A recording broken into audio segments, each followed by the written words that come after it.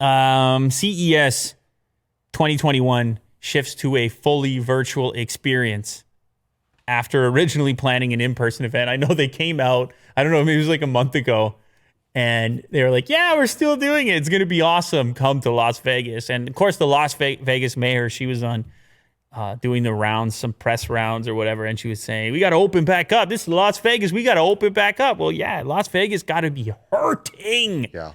This is a place, what's going on when the events aren't happening and the venues aren't working and the convention center has nothing on the horizon? That's a pretty nasty outlook. So I hear it. I get it. But it did seem a bit insane. The idea, this convention is enormous. I've been many times. I feel like you've been a few times. Yeah. Tons of business goes You got back like and forth there. 200,000 people maybe. Yeah. You have hundreds of thousands of people in tight indoor spaces. Wearing suits. You can't do it. Ooh. You can't do it right now. So they decide to go virtual instead of in person.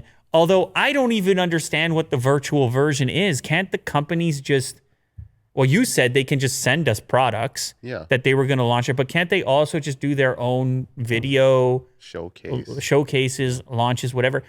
CES, the event, is about interacting with people in the industry that you wouldn't bump into otherwise. It's about these elaborate displays. Oh, yeah.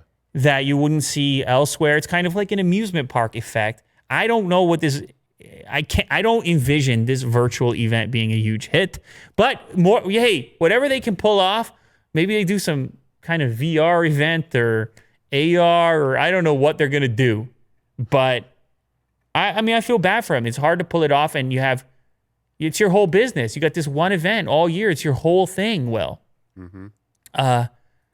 these companies, they book their spaces well in advance, and they pay big money for those spaces, and they can't deliver in the convention center. And it's just, I have been so many years, I realize how many people are employed as well, building and taking down these huge sets, and also just the staff, the staff at the convention center, the security staff. I get to know some of these people over the years, and you're like, the hotel workers. It's just such a huge, there's so many people affected, connected and affected. And that's just looking at the big picture. It's not simple.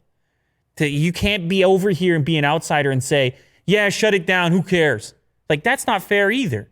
You really got to think about it. And I agree with their decision to get rid of it, but I still have some sympathy to go along with it. I just have an intimate relationship with this particular event. It's been so many years now. I haven't been in a while, and I likely wouldn't be going this year anyways, but still, it's unfortunate.